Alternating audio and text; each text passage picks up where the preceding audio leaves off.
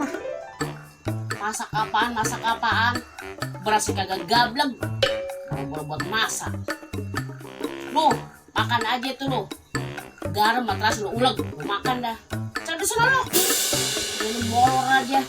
Pusing gua tau nggak? Anak banyak, lu kagak. Lu molor aja. Stres gua.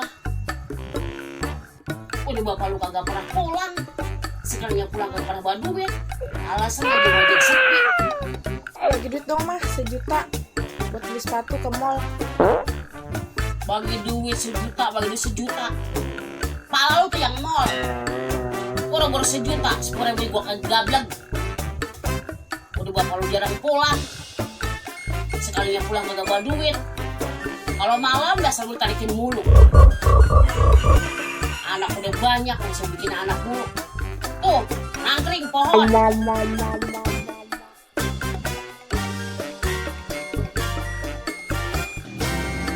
Dari mana kok? Habis sayang-ayangan bu, nyari laki. Laki saya kagak pulang-pulang. Di rumah pusing. Anak di rumah minta duit mulu. Beli sepatu lah, ke mall apalah. Nggak tahu orang tuh lagi pusing. Makanya saya duduk di warung di sini nih. Nongkrong, mangkal. Kali aja dengar.